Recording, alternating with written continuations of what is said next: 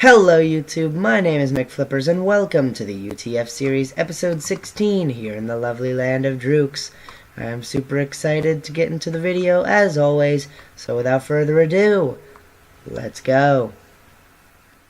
So first things first, this video is already going to be a bit late, but the good news is it should be a full-length video, so there's the upside to it being a bit late. I can't really do much about it being late when life is crazy. It's just crazy. I can't do much about it. All I can do is really just try to get the video out, which I'm doing, so I think I'm doing pretty good. As for this hole over here, it didn't. Nothing's working. I can't fix it. I can't figure it out. I know that sounds kind of dumb because it's just a mob farm, but I can't figure it out. It doesn't work and I don't know why. I've built this mob farm over like 7 times. I've tried in like 10 different testing worlds. Okay, not 10, more like 3, but I've tried everywhere to make this farm work. I even rebuilt an entire new design. I don't know what to do. I suppose a better showing of what I've done would come from a video of me building this thing. So I'll show you the video of me building this thing, and then I'll explain a little bit more about why I don't think I can get this to work. At least not for a long while with a lot of testing and experimenting.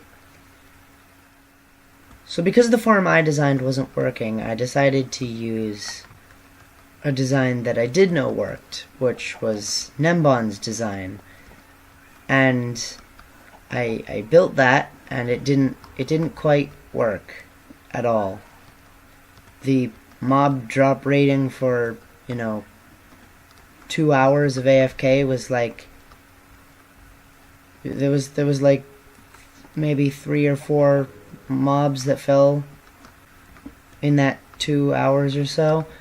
Now that I kind of just chopped up to maybe it wasn't supposed to be in the ground, because that's not how Nembon built it.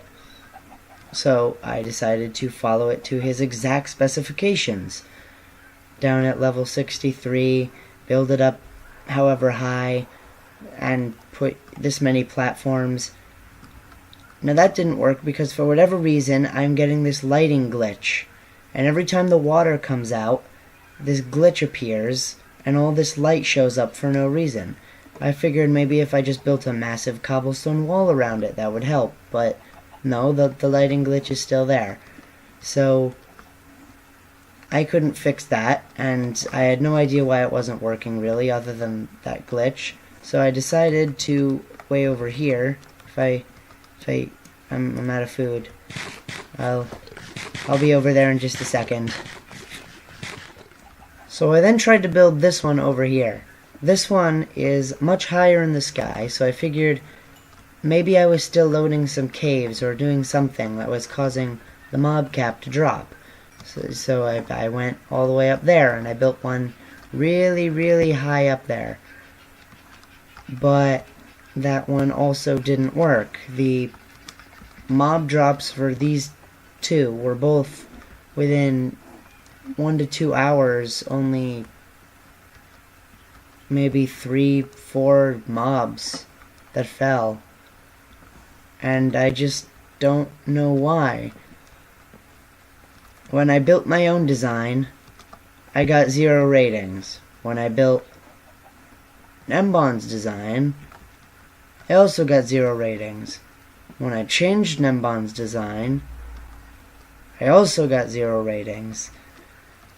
The only time I didn't get 0 ratings was in my testing world when I built that one up there, and it produced effortlessly thousands of mobs an hour. But it refuses to do it in this world. And I simply do not know why. So this project is kind of going to have to go on hold, which means I'm not going to be able to go back to the end.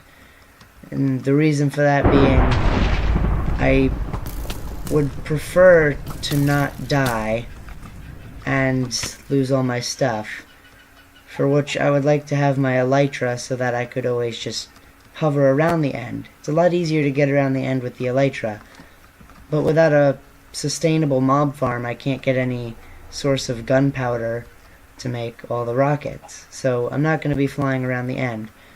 So until I figure this out, I think the end's probably going to go on halt, and this project is kind of going to go on halt. But today I've got a different plan. So I'm going to head back to Druk's, way off in that direction, and I'll see you there.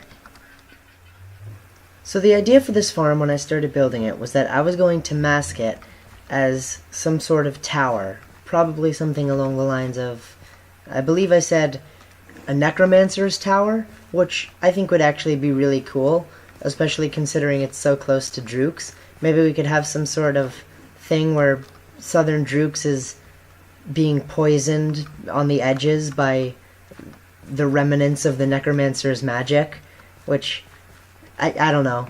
That just sounds really cool in my head. So maybe we'll do something like that, but for now, I think today, I just want to build that tower, which means I'm going to have to clean up all this area, fill in this hole, and go to my testing world to start trying out designs, because I have tried so many times to just build off the top of my head, and you know, I really shouldn't do that. It doesn't seem to work out very well. Never does. When you're in when I'm in the testing world, I can play around all I want because I'm in creative mode, but when I'm in survival, it's just not worth it. It's not worth the effort. It's not worth the pain. So I'm gonna go to my testing world, and we're gonna start testing out some necromancer designs. So I'm back in my testing world yet again, and I've been looking through Google, trying to find some images that may inspire an idea, and I think I have a sort of vague plan for what I want to go for. I saw a lot of things that seemed to remind me of the Eye of Sauron, but I'm not sure I really want to go for that kind of aesthetic. I was thinking more of a pointy-topped, sort of dark, decrepit thing that looks like it's always covered by a shadow, even in the light, which may be very difficult to pull off. I'm not really sure, but I'm going to try anyway. So I'm going to get to building. So I've been working on a design for the tower. I was thinking if it had a wide base and kind of curved out like a chalice or something, that might look pretty cool. I saw a couple designs that had that sort of shape to them, and I quite liked them, so I'm kind of going after that sort of shape. I tried a bigger version, but I'm not sure I like the bigger version, plus with said bigger version, it's also going to end up towering over most of the trees in the forest, which I'm not really sure I want it to do. Because if it towers over all the trees in the forest, it'll be seen from everywhere. The idea is that it's sort of decrepit and broken. It's falling apart. It's been left unattended for hundreds of years, and it's just been slowly leaking whatever poisonous necrotic magic that it has left into the rest of the earth around it. But yeah, I don't think I want to do the big one. I think this small one's pretty good size, so I'm going to stick with this small one. Now it's time to start detailing it to make it look a little bit better. And I'll see you when I'm done with that. So this is what I've got. I tore a bunch of holes into it. I turned the floors into complete messes and covered the entire thing in vines, moss stone, and all other kinds of greenery type things. And after that, I then made piles of rubble all around the tower, and made these black, kind of look like lightning bolts coming out of the bottom of the tower. And I'm not sure how I feel about the black lightning bolt things. They're a bit weird. They could be better. but I think it gets the point across that this is supposed to be sort of infecting the land around it. The only other way I can see to do this is if maybe I was able to darken it, use some form of darker blocks and stuff, but there's no darker form of cobblestone. There's no darker wood other than spruce, but I already built all of Druk's out of spruce, and this is in the middle of a spruce forest. I kind of don't want this to be made out of spruce. And at the same time, these tendrils, I think they're fine. What I would like to be able to do is give them some sort of area of effect. Like all around the tendrils they would have some kind of darkness, like a shadow in the grass. But to do that I'd need to either change the biome or do something else, and I can't really do that in Druk's, because that'd be cheating.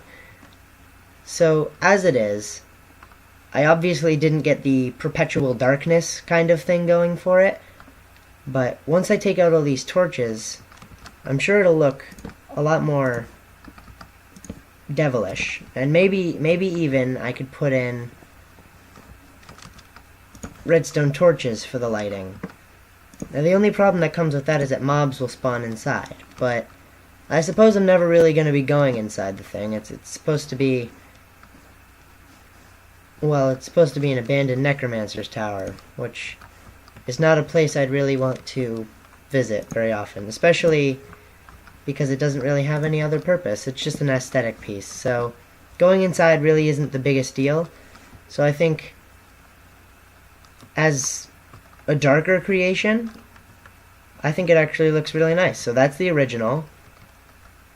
Nice and pristine and built up, pretty clean. And then over here, the decrepit falling apart one with black tendrils of deadly necromantic magic leaking out into the outside world. I think that's pretty good. So I'm going to head into Druk's, collect all the materials together, and hopefully we can build this. So I'm back in Druk's, and hopefully I have all the materials that I'm going to need to build the tower. I was thinking about the building of the tower, and all the other buildings I've done in Druk's, and really all the other buildings I've ever done. I usually plan them out in my test world, and then I build them elsewhere, which requires me to flip either between worlds or flip between Minecraft and some form of pictures.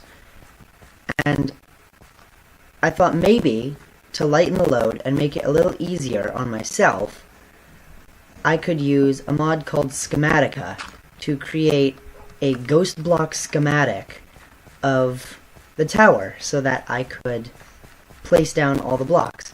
So I don't know how cheaty this would be really considered. All it really does is help me know where to place the blocks, which is something I would do whether I had Schematica or not. So if I place a dirt block here, that's incorrect because it wanted me to place a wood block there. So if I place the wood block there, there's the wood block, and the ghost block goes away because I placed the correct block in there. And that way I know that I'm building it the way I built it in the test world. So I don't know how cheaty this is really considered, but I think I really like it. This is the first time I've ever used Schematica, and it's really cool. It's really, really cool. It's like World Edit, only for survival, because it doesn't give you the blocks. You have to place the blocks yourself. It just tells you where to place them. I really like it. So I'm going to try it for this build, and tell me in the comments if you think it's too cheaty. I'm not entirely sure if it's too cheaty or not, but tell me in the comments if you think it is. Either way, I'm going to get to building with Schematica, and hopefully no one gets too mad about it.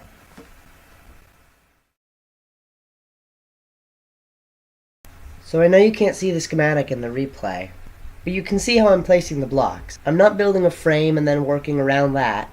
I'm going layer by layer, and it's probably for the better that the schematic isn't there so you can actually see me building. So I hope you enjoy the rest of it.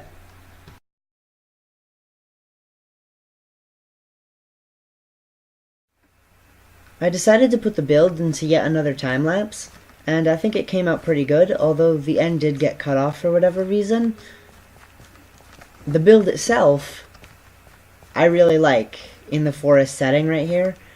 Obviously, we need to do some terraforming and a little bit of work around the surroundings here to make it fit in a little bit better, because right now I just kind of made a square so that everything would fit in correctly, and that looks really ugly, but it looks out of place when it's just a square. But we'll save that for the next episode, because I'm mostly out of time for this one. I think the tower came out pretty good. We've got a necromancer tower now. Just a nice aesthetic piece to add to the lore of Drooks.